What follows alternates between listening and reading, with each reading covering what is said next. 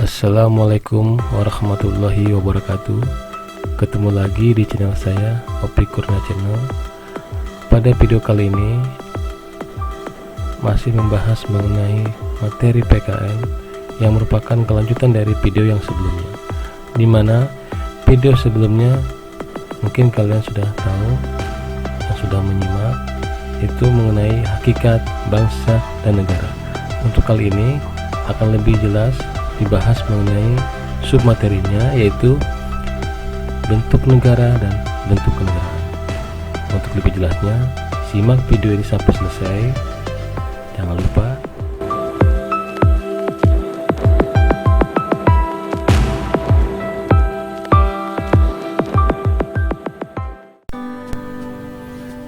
Oke, kita mulai saja untuk materi yang pertama, yaitu mengenai bentuk negara dan bentuk kenegaraan.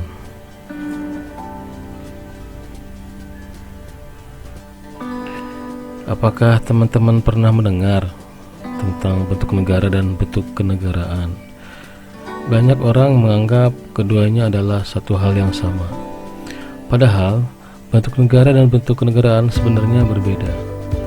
Bentuk negara adalah pengelompokan negara berdasarkan model penyatuan masyarakat dan hubungan antara pusat dan daerah. Juga berbeda dengan bentuk negara yang fokusnya pada rakyat. Bentuk kenegaraan memiliki titik fokus pada sistem dan ideologi.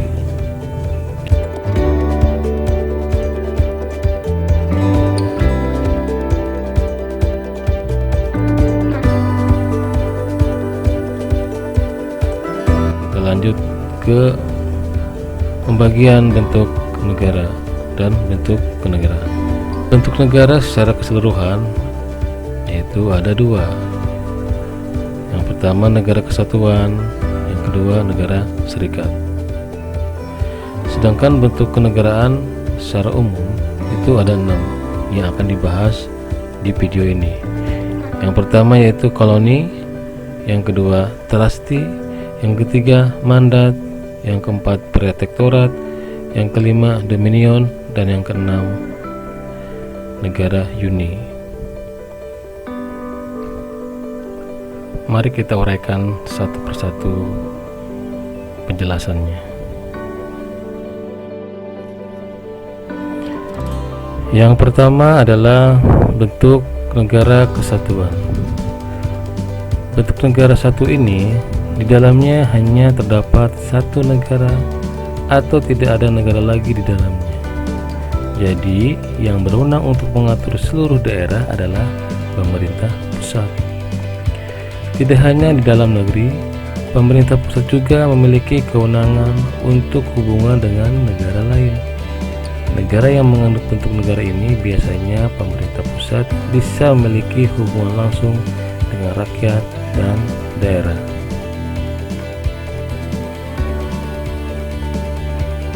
Ciri-ciri negara kesatuan diantaranya yaitu yang pertama, hanya punya satu pemerintahan pusat yang memegang seluruh kekuasaan. Yang kedua, hanya terdapat satu konstitusi atau undang-undang dasar, satu kepala negara, satu parlemen, dan dewan menteri.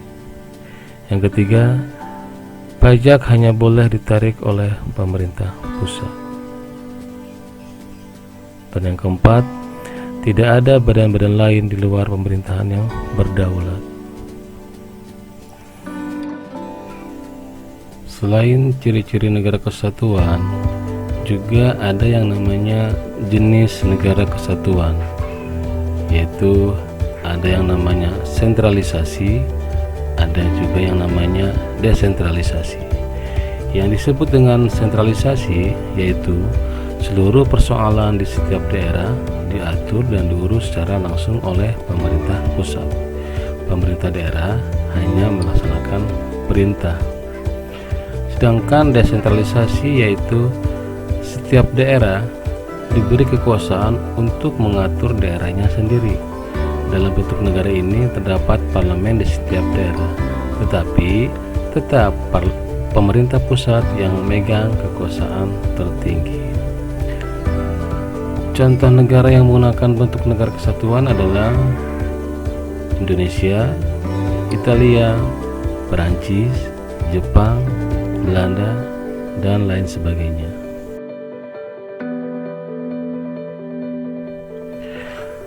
Bentuk negara yang kedua yaitu negara serikat.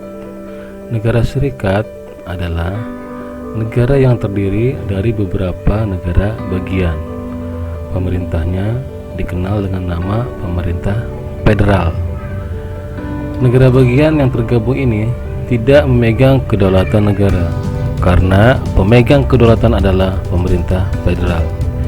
Setiap negara bagian bebas melakukan tindakan ke dalam selama tidak bertentangan dengan konstitusi federal.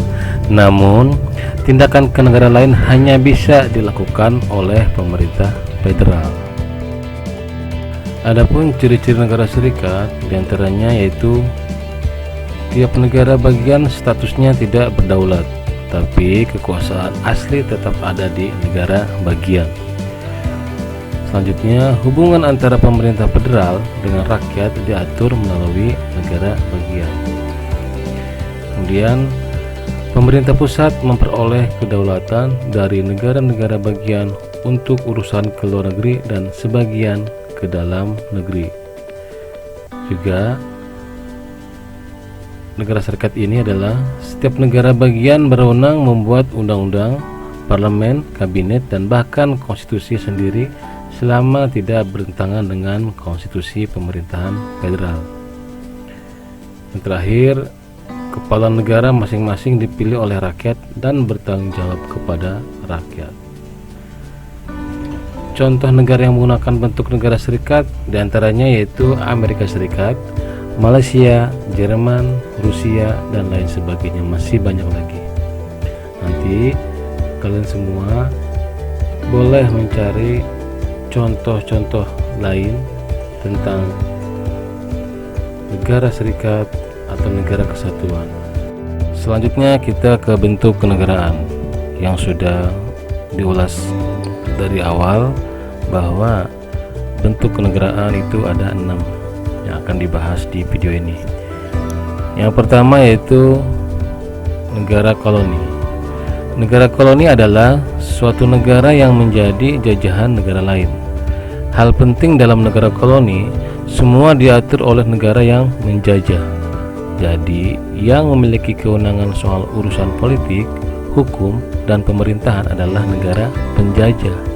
Namun sekarang sudah tidak ada lagi negara yang seperti ini. Karena dahulu Indonesia pernah menjadi negara koloni karena dijajah oleh Belanda.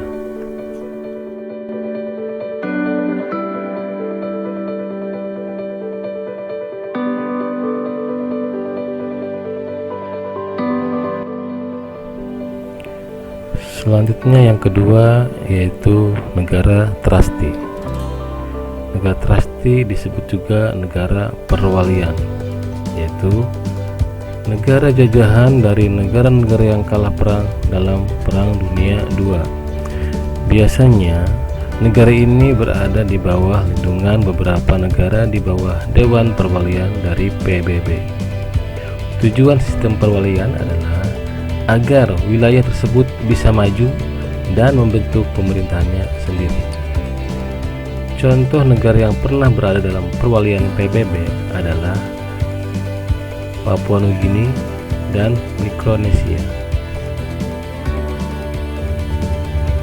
Bentuk kenegaraan yang ketiga yaitu ada yang namanya negara mandat. Negara mandat merupakan negara yang sebelumnya merupakan jajahan dari negara-negara yang kalah dalam Perang Dunia I. Negara ini berada di bawah perlindungan negara-negara yang menang perang dengan pengawasan Dewan Mandat LBB atau Liga Bangsa-Bangsa. Contoh negara yang menganut bentuk kenegaraan mandat adalah Lebanon, Palestina, Kamerun, dan lain sebagainya. Bentuk kenegaraan yang keempat yaitu negara protektorat. Negara protektorat merupakan suatu negara yang berada di bawah lindungan negara lain yang kuat. Biasanya negara yang dilindungi tidak dianggap merdeka dan berdaulat. Hal-hal yang berkaitan dengan hubungan luar negeri dan pertahanan negara diserahkan pada negara pelindungnya. Di dalam negara protektorat ini, itu dibagi lagi ada beberapa bagian. Yang pertama, protektorat kolonial, yaitu protektorat yang menyerahkan urusan hubungan luar negeri, pertahanan dan keamanan, serta dalam negeri pada negara pelindungnya. Yang kedua yaitu protektorat internasional, yaitu protektorat yang masih tetap memperhatikan ketentuan hukum internasional. Contoh negaranya adalah Brunei Darussalam sebelum merdeka adalah negara protektorat Inggris. Selanjutnya bentuk kenegaraan yang kelima yaitu negara dominion. Negara dominion merupakan negara yang sebelumnya jajahan Inggris. Kemudian negara tersebut merdeka dan berdaulat dan mengaku raja atau ratu Inggris sebagai lambang persatuan. Negara-negara dominion tergabung dalam the British Commonwealth of Nations atau negara-negara persemakmuran Inggris. Negara-negara dominion memiliki kemerdekaan dan kedaulatan penuh baik ke dalam maupun keluar negeri. Contoh negara-negara persemakmuran adalah Selandia Baru, Malaysia, Kanada, dan lain sebagainya. Yang terakhir bentuk kenegaraan yaitu ada yang namanya negara uni. Negara uni adalah gabungan dua atau lebih negara yang merdeka dan berdaulat dengan satu kepala negara yang sama. Negara uni ini ada beberapa jenis. Yang pertama, ada unipersonal atau personal union, yaitu gabungan antara dua negara yang kebetulan mempunyai raja yang sama sebagai kepala negara. Yang kedua, ada unipolitik atau political union, yaitu negara yang dibentuk dari negara-negara yang lebih kecil. Unipolitik bisa juga disebut dengan uni legislatif. Masing-masing dari negara dapat bergabung dan membagi urusan pemerintahan dan politiknya bersama. Gabungan negara yang diakui secara internasional sebagai kesatuan politik tunggal.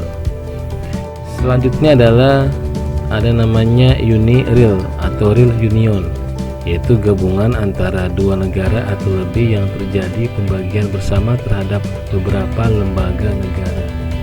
Contoh yang pernah menjadi negara uni adalah Uni Australia-Hungaria pada tahun 1867 sampai 1918.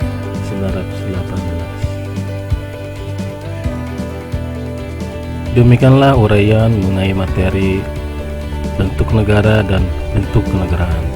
Semoga kalian semua bisa mencari sumber lain yang terkait dengan materi ini supaya bisa menambah ilmu pengetahuan serta wawasan yang lebih berkembang. Terima kasih. Wassalamualaikum warahmatullahi wabarakatuh.